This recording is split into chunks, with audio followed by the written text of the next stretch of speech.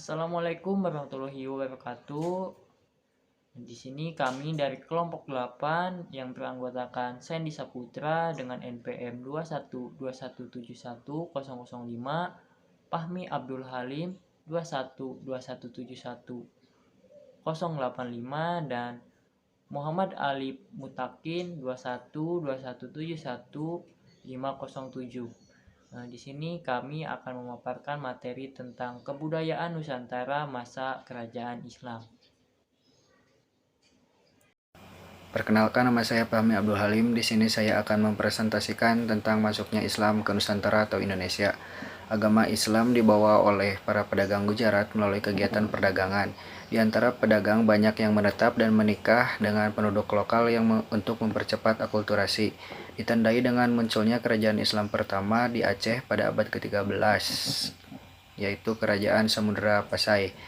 Kemudian selanjutnya ada 3 teori tentang masuknya Islam ke Nusantara. Yang pertama ada teori Gujarat atau teori India. Teori ini meyakini Islam dibawa ke Nusantara oleh para pedagang dari Gujarat, India pada abad ke-13 Masehi. Kemudian ada teori Persia atau Iran. Ajaran Islam masuk ke Nusantara dari bangsa Persia yang kemudian menjadi negara Iran pada abad ke-13 Masehi. Tradisi dan kebudayaan Islam di Indonesia diyakini memiliki persamaan dengan yang ada di Persia. Kemudian ada teori Arab atau Mekah. Masuknya Islam di Indonesia diperkirakan berasal dari Timur Tengah, tepatnya Arab pada abad 7 Masehi. Para pedagang Arab menikah dengan warga lokal dan membentuk komunitas Muslim. Kemudian ada satu lagi, teori Cina. Diyakini bahwa Islam memasuki Nusantara bersamaan migrasi orang-orang Cina ke Asia Tenggara pada abad ke-9 Masehi. Selanjutnya, proses penyebaran agama Islam. Pendidikan Islam melalui pondok pesantren memiliki peran dalam perkembangan seni budaya Islam. Penyebar luasan agama Islam melalui kesenian berupa pertunjukan wayang. Penyebaran agama Islam di Pulau Jawa dilakukan oleh 9 sunan yang disebut Wali Songo. Agama Islam masuk membawa akulturasi dengan budaya lokal. Pada periode tersebut, budaya Cina juga terlibat yang disebabkan aktivitas perdagangan dengan penduduk Cina Muslim. Sekian dan terima kasih. Baiklah, saya akan melanjutkan materi dari pemateri sebelumnya. Sifat perkembangan budaya Islam. Maksudnya Islam sangat berpengaruh besar pada kebudayaan masyarakat Indonesia. Perkembangan budaya Islam tidak menggantikan atau tidak memusnahkan kebudayaan yang sudah ada di Indonesia. Karena akulturasi kebudayaan Islam dan kebudayaan yang sudah ada malah menambah kebudayaan yang ada di Indonesia. Pada masa itu, Indonesia tidak memiliki satu kesatuan budaya. Sebaliknya, terdapat tradisi budaya daerah yang serumpun yang merupakan milik kelompok-kelompok bahasa dan suku-suku tertentu yang akan menjadi bagian dari bangsa Indonesia modern. Akulturasi berpusat di istana dan berdasarkan budaya feodal dan menyebar ke wilayah lain melalui ceramah dan pengajaran raja dan para bangsawan istana menjadi pendukung utama perkembangan seni. Seni merupakan bentuk pengabdian terhadap agama dan terhadap raja. Seni budaya asing yang berpadu dalam budaya Islam antara lain adalah India, Persia, Cina. Kebanyakan seni budaya Islam adalah kelanjutan seni budaya pra-Islam yang digunakan sebagai dasar perkembangan pada periode Islam. Terima kasih. Hasil akulturasi budaya Islam dan lokal. Yang pertama dalam seni bangunan.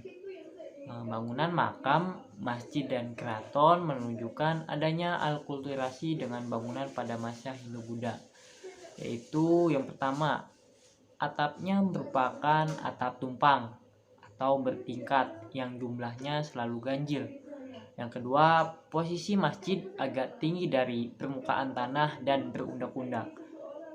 Yang ketiga, adanya serambi yang terdapat di depan atau di samping masjid sebagai tempat mencuci kaki.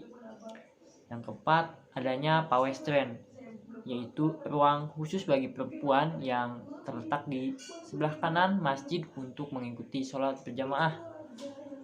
Yang kelima, bangunan keraton digunakan oleh keluarga sultan sebagai tempat tinggalnya. Biasanya didirikan di dekat alun-alun atau ibu kota yang menghadap ke utara. Selanjutnya pada sistem kalender. Pada masa Islam digunakan sistem kalender Hijriyah. Kalender ini diawali dengan bulan Muharram dan diakhiri dengan bulan Dzulhijjah. Perhitungan 1 tahun adalah 12 kali siklus bulan. Yang ketiga, dalam seni kaligrafi adalah seni menulis indah yang memadukan seni lukis dan ukir yang menggunakan bahasa Arab. Isi penulisan dalam kaligrafi umumnya bersumber dari Al-Quran dan hadis. Kaligrafi juga berfungsi sebagai hiasan, pada umumnya menampilkan pola daun, bunga, bukit karang, pemandangan, dan garis geometris. Yang terakhir adalah seni sastra. Pengaruh Arab dan Persia sangat kuat, namun tetap disesuaikan dengan tradisi setempat. Pengaruh Arab biasanya berbentuk syair yang terdiri atas 4 baris dalam tiap baitnya. Sedangkan pengaruh Persia berbentuk hikayat, yaitu kisah perseorangan yang diangkat dari tokoh-tokoh terkenal yang hidup pada masa itu. Jenis sastra lainnya adalah babad, yakni suatu karya sastra yang hidup dalam masyarakat tradisional dan lingkungan kebudayaan Jawa. Ada juga suluk, yaitu kitab-kitab yang berisi ajaran tasawuf. Sekian presentasi kelompok dari kami, kurang lebihnya mohon maaf. Semoga ilmunya bermanfaat. Wassalamualaikum warahmatullahi wabarakatuh.